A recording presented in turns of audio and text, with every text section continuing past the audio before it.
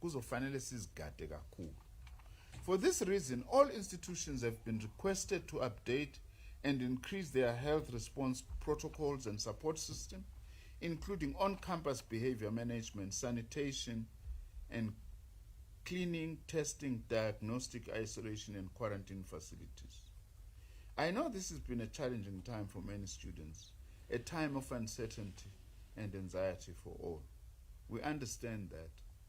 We sympathize with that. We'll do all we can on our side to make life easier for you so that you complete the academic year. We have been forced into this situation by a global pandemic, and students have had to grapple with new ways of studying, often in difficult circumstances. I do applaud the many students who have adapted to these difficult circumstances and develop new ways of learning. I must also acknowledge that this has been a challenging time for the academic staff of our institutions, who have had to adapt rapidly to new forms of teaching and student support, and who have shown commitment to learning themselves and supporting students, often across multiple different platforms. I commend this work as well as the work of institutional managers, administrators, and support staff who have worked hard to adapt to the necessary changes.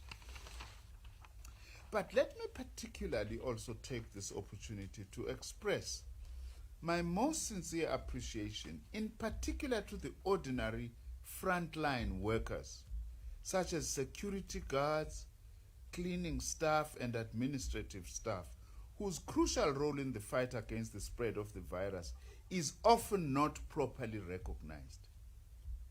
Funa ukuzakalisa ukubonga kakhulu kubasebenzi, isikhathi esiningi siye sibakhohlwa. Abasebenzi abenza isiqiniseko ukuthi zihlanzekile indawo esikuzona nabagada izakhiwo zethu. These workers continue to play a very important role to ensure that as people move about and enter different work and other spaces, they do not spread the virus or expose themselves and others. To our Deputy Minister, I want to say thank you, but also tell you a story that you might not have realized. The former British Labour Party leader and Member of Parliament, Jeremy Corbyn, has made an important point that COVID-19 has made a very important revelation in our lives. That revelation is to finally awaken the world to the important roles that cleaners have become important, security have become important, workers that many people do not care about. I have also observed, by the way, on my part, just my own observation, it's not exclusive to me, that this virus has turned things upside down. Have you ever thought that an ordinary security guard would ever be the one who takes the temperature of a medical professional as they enter the health or other facility? Ubani wayecabanga ukuthi umsebenzi nje ogadile oyisecurity uyozothatha itemperature kadokotela? Uma ngabe futhi iphezulu kadokotela ungeni la, phuthuma uhambe uyobheka uyolashwa. Ngamanye amazwi lesifo noma sinzima kodwa sisifundisa ukuthi abasebenzi bakithi esibabukela phansi umsebenzi wabo ubaluleke kakhulu. Siyabonga. I also want to thank the trade union leaders and student leaders who have contributed to planning and support at institutional level. We wish you all the best as you return to our institutions. Thank you very much, DG.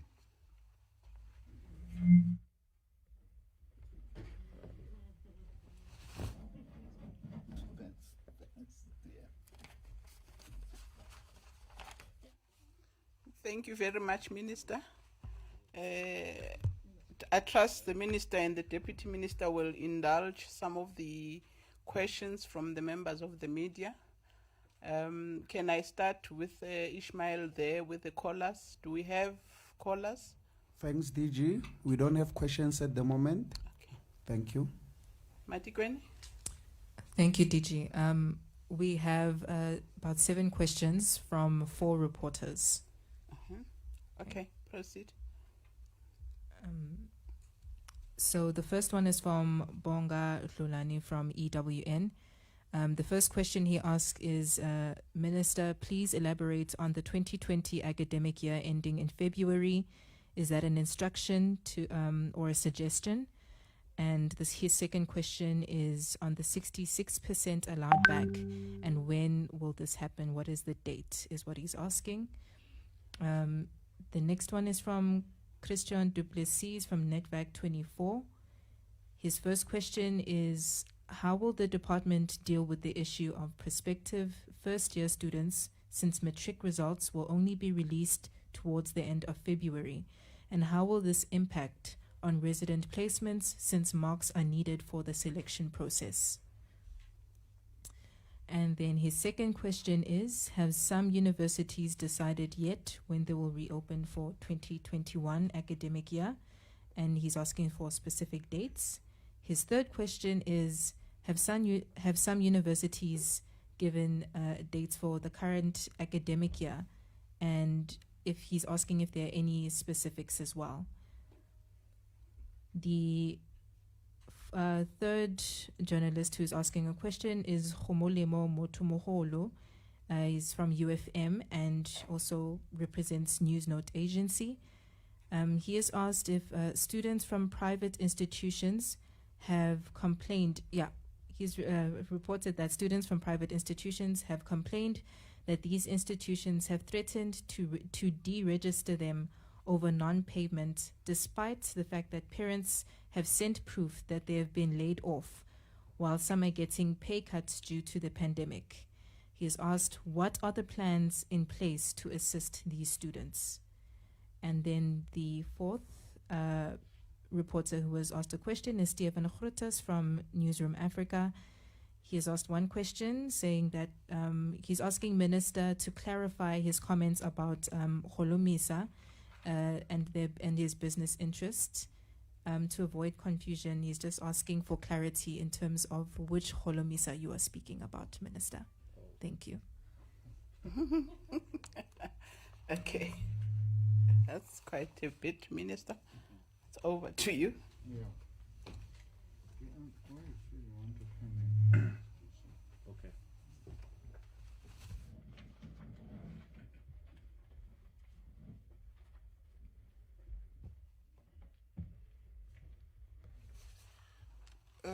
I think I missed Bonga's second question.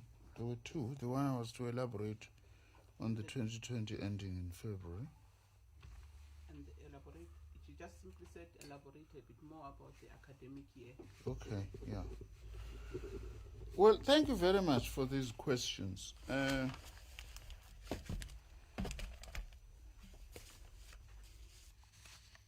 been scolded that I take my glasses too much out and back out. So I'm trying to discipline myself. There's a reason for that. Some of those who are complaining, they will understand it at some stage. Now, I thought that in our statement we were fairly clear that, and we said it even last time, given the long break that we had during the lockdown, we are not going to finish the academic year, the 2020 academic year in 2020. This is not an instruction. We've been working together with institutions. What I'm talking about here, Deputy Minister has been chairing this task team, knows we've been engaging. We are not prescribing or imposing anything to anyone. What we are concerned about, and we've engaged the institutions about this, is if there is too much a gap between the institutions in ending the academic year and in finishing the academic year. For instance, we have some preliminary indications now that some institutions may be able to end the academic year by November, December 2020, and others are showing that they may end in April. Now that gap is too big. Also, of course, usually then it's your better off, better resourced institutions who are going to be able to do that, which then it means they will also have a chance to be the first to take the best crop of students and leave the rest to others. We have reached an understanding with the vice chancellors that at least the gap must be not too big. It must be a gap of a month. In any case, universities never open at the same time. That is why we are saying, for all universities, we are saying by February 2020, they should finish the academic year. Those at the moment who are indicating April, we've got to work very closely with them such that they are able to move that forward. The plan is that the new academic year must start between 15th of March and 15th of April next year. And it does coincide, if matric results are going to be coming out on the 23rd, then it makes it easier then to say, okay, the students will be able to move. Of course, the students do not apply then, they start applying now, which is something we want to underline. Apply now to the TVET college or to the university. So that all what matric results do is just to show you what have you achieved and what programs you can be able to be accepted at. So we are working very closely to manage that closely. I hope that clarifies even the issue of first-year students, that they will come in between the 15th of March and the 15th of April next year. Now, the private institutions, Dr. Parker, I don't know whether maybe you have something to say about this, or DM. Private institutions have been taking a guide from us, but we are responsible for them insofar as we register them, and also we are concerned they are looking after the interest of South African students, but they are private institutions. I know that they've been taking a lead from us to say, when are we closing, when are we opening, how, and I'm sure now also they are going to be doing the same. So it's very important that we clarify that. Stephen, all what I was saying is that I don't want to be diverted by Honorable Holomisa. I don't want to be diverted by him. All what I was saying is that usually these attacks, they are not new, that are directed at me in particular. They are often because I'm trampling on toes of people who are involved in corruption or in other unethical behavior. I can easily trace the things that are in Holomisa's letter to the president, where they possibly come from, very easily. And I know why they are coming in that. All what I was saying, Stephen, is that it's important for Honorable Holomisa to be careful that it does not get used by corrupt elements to fight their fights, because if wittingly or unwittingly he is being used for that, he is going to be exposed. I can guarantee that. I can guarantee that. There's absolutely nothing wrong that I've done with my department. I'm not interfering in my department. I'm running my department, which is the task that I've been given by the president. And the other thing is that people who shout loudest like him, he has got business interests, we know that. He must not only just go and declare them in that form in parliament, he must come out publicly to say, I am raising that there must be corruption. On my side, here are my business interests, so that we know that none of these issues he is raising are because he is also having another interest other than public interest. So I'm challenging him to do that as we move forward. But all what he's saying, I want to say, is utter crap, and I will stand firm. The more he says these things, the more I'm determined to go deeper into what I believe are those people who are feeding him wrong information, to actually challenge, to actually get to the root of all unethical behavior, illegal behavior, and corruption in my department and in all my entities. I hope, Stephen, that actually clarifies what I mean. Oh, the date of this second one, that is from 1st of September. That's when we are targeting the students to come back. Now, DM, I'm sure you want to say something, because you chair this task team all the time.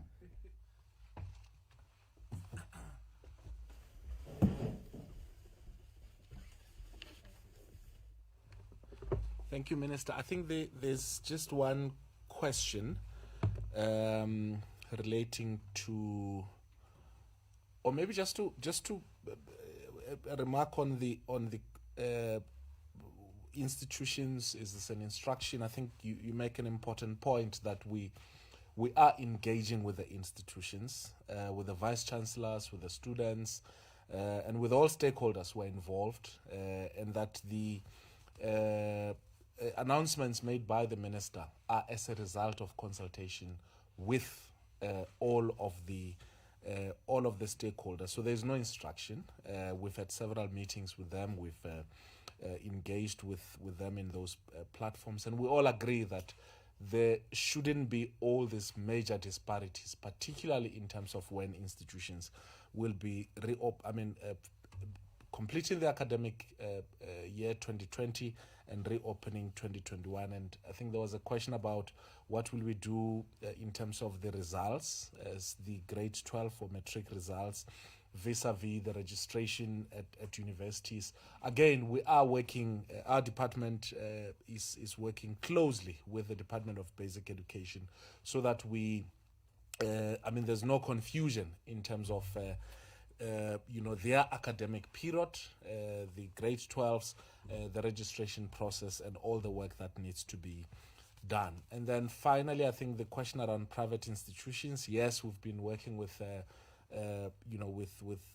leadership of the associations of private institutions, and I think it's quite unfortunate that with all the responsibilities that we have as the state, in terms of NSFAS students in particular, and all other students, I think it would be, we obviously, unfortunately, may not be able to do much as it relates to students from private institutions who may be deregistered, other than imploring two private institutions to make arrangements with those students so that they continue and complete the academic year, and whatever arrangements in terms of payment be made on the basis of the agreement between the students and the institution. So there isn't, at least at this point, much that that we can do. We understand the economic conditions and situation that many of the parents are faced with, and that many may have been or actually have been retrenched. They've got no employment and any source of income, and so that's why we want to implore to those private institutions to really listen to the plight of parents and students who are studying in those institutions. Thank you.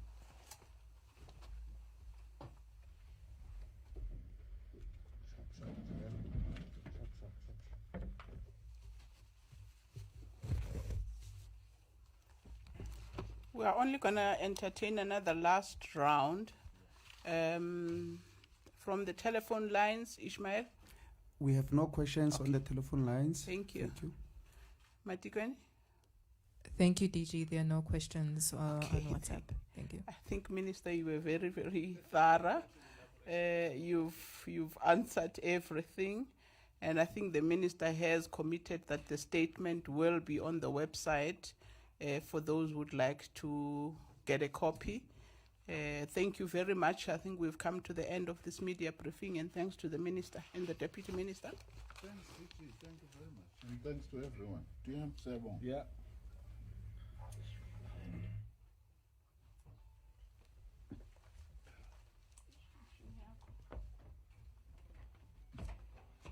Okay.